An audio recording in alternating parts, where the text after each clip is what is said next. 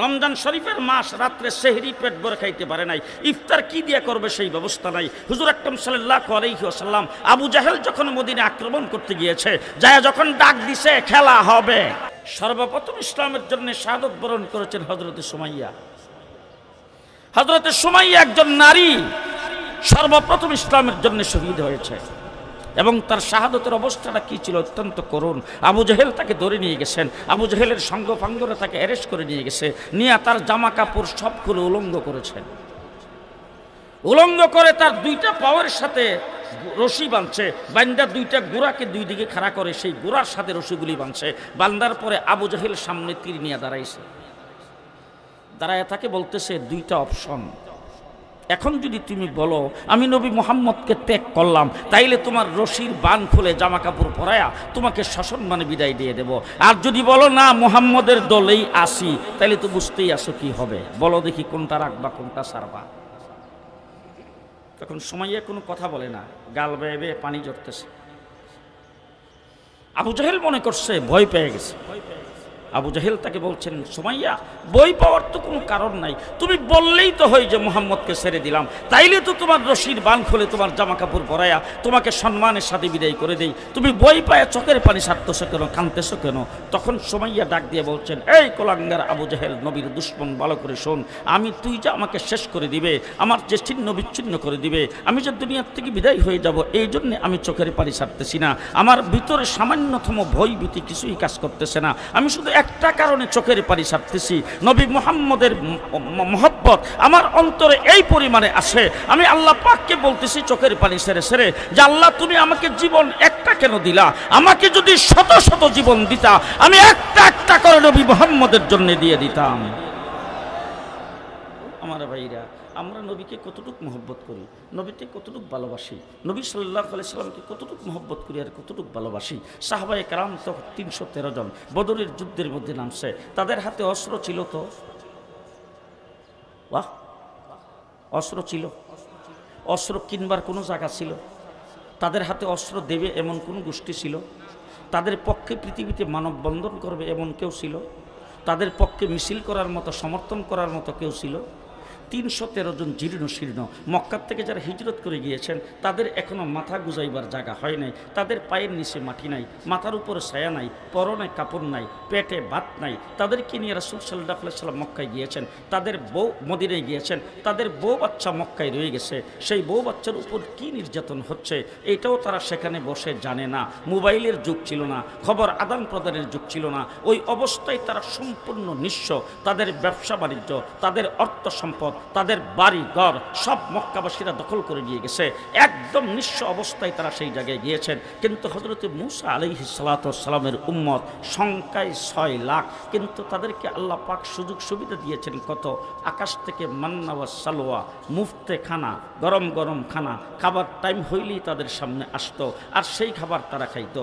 মরুভূমি দিয়ে রওনা হয়েছে, হঠাৎ করে পানি নাই, হযরত মূসা আলাইহিস সালামকে বলছেন, মূসা পানির ইন্তজাম কি? মূসা আলাইহিস সালাম হাতের লাঠি দিয়া একটা পাথরের মধ্যে আঘাত করেছেন, 12টা নহর সাথে সাথে আল্লাহ পাক জারি করে দিয়েছেন, সাগরের পারে যায় দাঁড়াইছে, হযরত মূসা আলাইহিস সালাম লাঠি দিয়া পানির মধ্যে আঘাত করেছেন, সাগরের মধ্যখান দিয়ে রাস্তা হয়ে গেছে।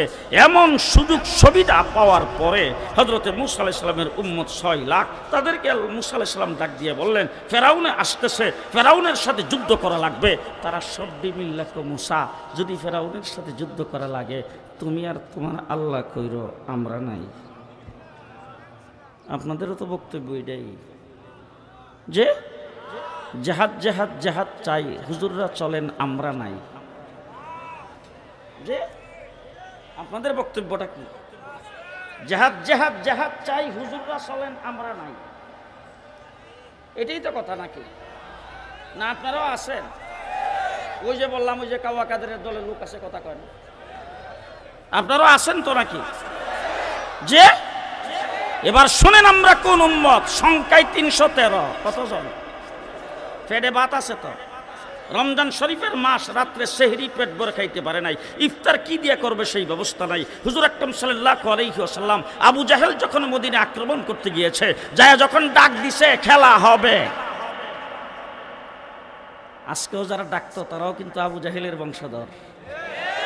এই যে দেখেন সবাই কথা কয় না, আজকে যারা আমাদেরকে খেলার জন্য ডাকতো এরাও কিন্তু আবু জেহেলের বংশধর। এই আবু জেহেলের প্রেতাত্মারাই গত 15 বছর পর্যন্ত ক্ষমতায় ছিল। জি, তুই খেলা হবে যখন ডাক দিছে আল্লাহ পাকের দরবারে রাসূল তাকে আল্লাহ আবু জেহেল তো মদিনাতেও শান্তিতে থাকতে দেবে না। আল্লাহ রাব্বুল আলামিন বলছেন 13টা বছর পর্যন্ত নীরবে যা সহ্য করছো এখন আর সহ্য করা যাবে না। আক্রমণের পাল্টা আক্রমণ, আক্রমণের পাল্টা আক্রমণ। পরিষ্কার ভাষায় বলে দিয়ে যাচ্ছি, আমাদের 15টা বছর পর্যন্ত গেছে। এবার ছাত্রদের আন্দোলনে, আমাদের কুচি কাচাদের আন্দোলনে যে বিপ্লব বাংলাদেশে হয়েছে, এখন ইসলামের বিরুদ্ধে বাংলাদেশে কেউ দাঁড়াবে, আমরাও পাল্টা আক্রমণ করব। সবাই রাজি না? যে মনে থাকবে তো? ওই ভিআইপি যারা দাঁড়ায় রয়েছেন, আপনারা কোনো লাঠি দেখছেন? কোনো বই নাই? আসেন আসেন আসেন আসেন। লাঠি আজকে 46 বছর হাতে আছে, 46 বছর। বাড়িটা দিকতেই নেই কাউকে, রিজার্ভ করে রাখছি, যেখানে মারার দরকার আসল জায়গায় মারব। কথা কি বুঝতে পারতেছেন? জি, আমার আল্লাহ রাব্বুল আলামিন বলেন প্রস্তুত হও। বাস রাসূল সাল্লাল্লাহু আলাইহি সাল্লাম মদিনার মসজিদে নববীতে সকলকে আহ্বান করলেন। হুজুর আকরাম সাল্লাল্লাহু আলাইহি সাল্লামের সামনে সকল সাহাবায়ে কেরাম আসছে। আল্লাহর নবী সাহাবায়ে কেরামের সামনে চোখ গোড়াড়ি দিয়ে তাকাইছে। তাকাইবার মাত্র সাহাবায়ে কেরাম বুঝা গেছে রাসূল আমাদের কাছ থেকে কিছু শুনতে চাচ্ছেন। হুজুর আকরাম সাল্লাল্লাহু আলাইহি সাল্লামের সামনে এক একজন সাহাবী দাঁড়াইতে শুরু করেছেন, আর তারা বক্তব্য রাখতে শুরু করেছেন। ও আল্লাহর হাবিব হযরতে মূসা আলাইহিস সালামের উম্মত সমস্ত সুযোগ সুবিধা পাওয়ার পরে তারা বলছিল যুদ্ধ করা লাগলে তুমি আর তোমার আল্লাহ কইরো, আমরা নাই। আজকে আমাদের পেটে ভাত নাই, পরনে কাপড় নাই, পায়ের নিচে মাটি নাই, মাথার উপরে ছায়া নাই, আমাদের হাতে অস্ত্র দেওয়ার কেউ নাই, আমরা সম্পূর্ণ নিঃস্ব। কিন্তু আপনাকে পরিষ্কার ভাষায় বলে দিচ্ছি, যতক্ষণ আমাদের দেহের ভিতরে প্রাণ থাকবে আপনার ডাইনে বামে সামনে পেছনে লড়াই করতেই থাকবো, লড়াই করতেই থাকবো।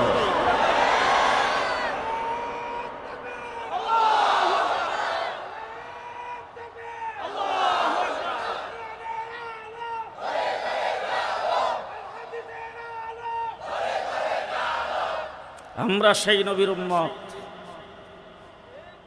আমরা সেই বদরের 313 জন সাহাবায়ে কেরামের উত্তরসূরি। কেডা কেডা দেখি, কেডা কেডা দেখি। আমরা বদরের 313 জনের সাহাবায়ে কেরামের উত্তরসূরি, ঠিক না বেঠিক?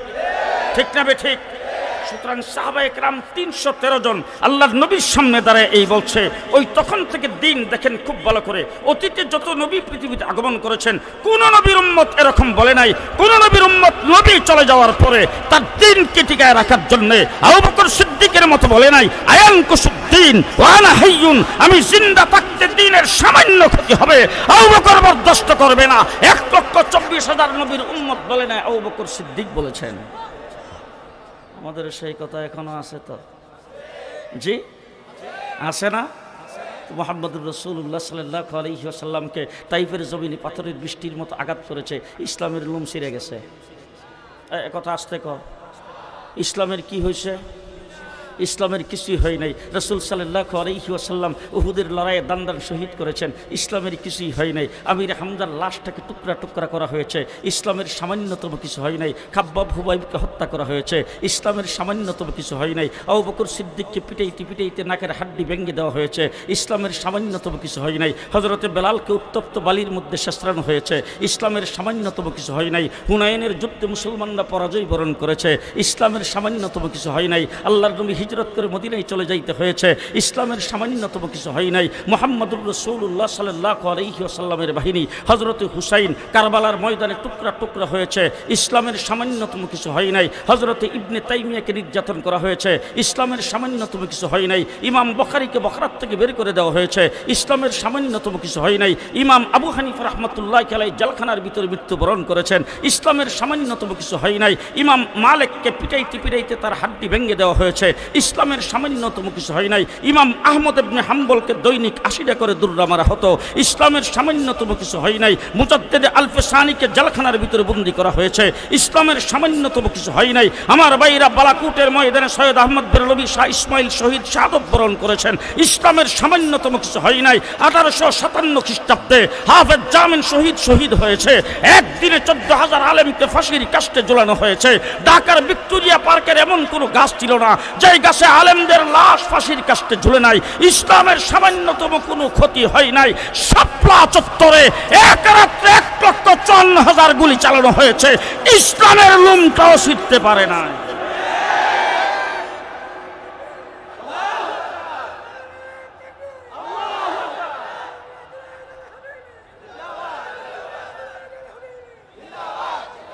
হ্যাঁ মুসলমান, মুসলমান ভালো করে শুনে রেখেন। আজকে আমরা নবীর আশেকের দাবি করি, আশেকের স্লোগান দিই, জুসনে জুলুস বের করি, বিশ্ব আশেক বলে দাবি করি। খুব ভালো করে শুনে রেখেন, মুহাম্মদুর রাসূলুল্লাহ সাল্লাল্লাহু আলাইহি ওয়াসাল্লামের আশেক কাকে বলে? বদরের যুদ্ধের ময়দানে নামছেন হযরত আবু বকর সিদ্দিক, ইসলামের সর্বপ্রথম ব্যক্তি, উম্মতের মধ্যে 1 নম্বর ব্যক্তি। হ্যাঁ, শুধু কি আমাদের নবীর পরে?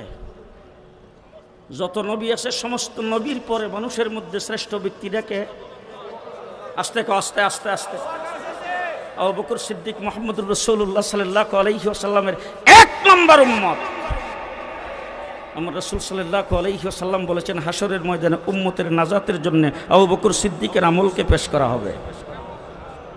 আবু বকর সিদ্দিক হুজুর আকরাম সাল্লাল্লাহু আলাইহি ওয়াসাল্লামের কি পরিমাণ মহব্বত করতেন। জি, রাসূলুল্লাহ সাল্লাল্লাহু আলাইহি ওয়াসাল্লাম মেরাজ থেকে আসছে, আয়েশা যখন মানে মক্কায় যখন এই কথাটা বলছে, আবু জাহেল পাইছে। এবার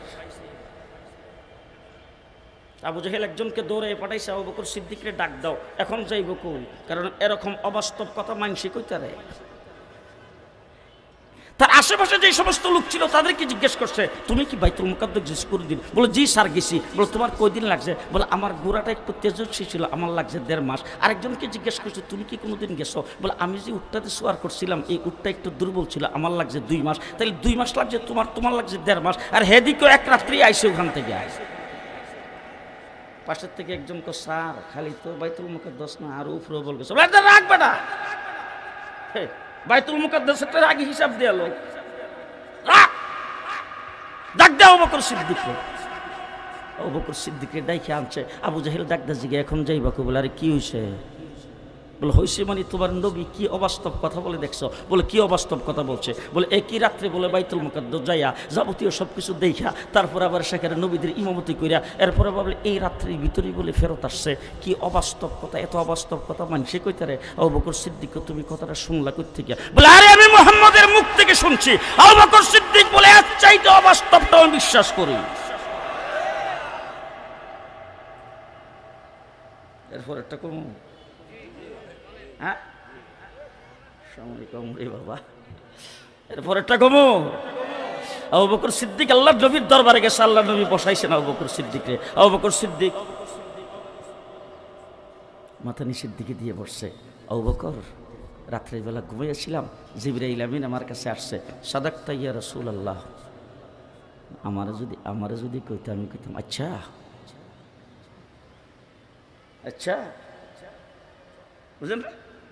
আবু বকর সিদ্দিক সাদাকতা ইয়া রাসূলুল্লাহ, আমাকে ঘুম থেকে উঠায় হাতিমে কাবায় নিয়ে গেছে, সাদাকতা ইয়া রাসূলুল্লাহ। এরপর আমার সিনাটাকে সাক করছে, সাদাকতা ইয়া রাসূলুল্লাহ। মাথা নিচের দিক দিয়ে কোনো প্রকার চুষেরা নাই, সাদাকতা ইয়া রাসূলুল্লাহ। এরপর আমাকে বুরাকের উপর সোয়ার করাইছে, সাদাকতা ইয়া রাসূলুল্লাহ। আমাকে সোজা নিয়ে বাইতুল মুকাদ্দাস চলে গেছে, সাদাকতা ইয়া রাসূলুল্লাহ। বাইতুল মুকাদ্দাস যাওয়ার পথে আমি 3 জায়গায় নামছি, সাদাকতা ইয়া রাসূলুল্লাহ।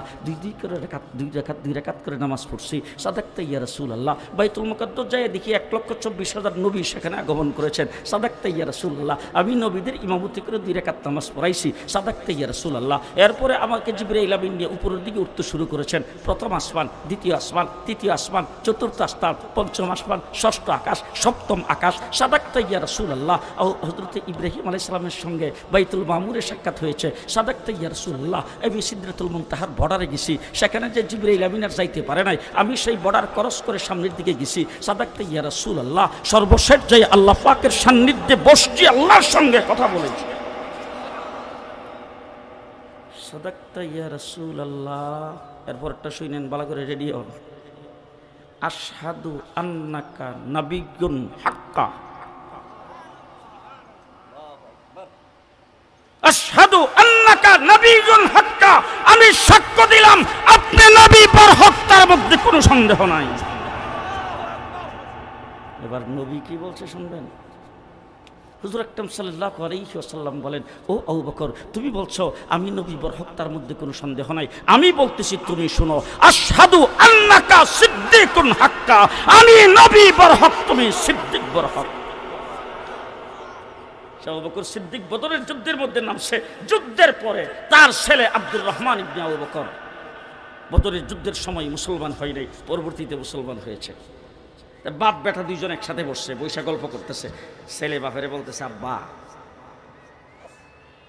আব্বা এই যুদ্ধের ময়দানে আবু বকর সিদ্দিকে আর এই বদরের যুদ্ধের ময়দানে যে নামছিলাম, আমি ছিলাম আবু জেহেলের পক্ষে, আর আপনি ছিলেন বিশ্বনবীর পক্ষে। আপনিও যুদ্ধে নামছিলেন, আমিও নামছিলাম, কিন্তু যুদ্ধের ময়দানে বেশ কয়েকটা জায়গায় আমি আপনাকে একদম তলোয়ারের কাছাকাছি পাইছিলাম। যেই তলোয়ারটা খেলে আপনার গর্দানে মারমু, এমন সময় আপনার চেহারাটা দেখিয়া মায়া লেগে গেছে। বাপ তো আপনার চেহারা দেখে মায়া লেগে গেছে, এই জন্য আব্বা আপনার গর্দানটা কাটতে পারি নাই, নাহলে খুব সহজে আপনাকে কাছে পাইছিলাম। হযরত আবু বকর সিদ্দিক ডাক দেখে, বেটা আমার কাছ থেকে শুন, তুই তো আমার কাছে পাইছিলে, আমার চেহারা দেখে তোর মায়া লেগে গেছে, এই জন্য আমার গর্দান তুই কাটতে পারস নাই। আমি যদি তোর দেখতাম আর আমার পাশে যদি কোথাও পাইতাম, তুই যাই না রাখ ভালো করে, তোর চেহারা দেখি আর যাই করি, আমার মায়া সামান্যতম তোর জন্য লাগতো না। তার কারণ হলো তোর মতো ছেলের চাইতে আমি নবীকে মহব্বত সবচাইতে বেশি করি।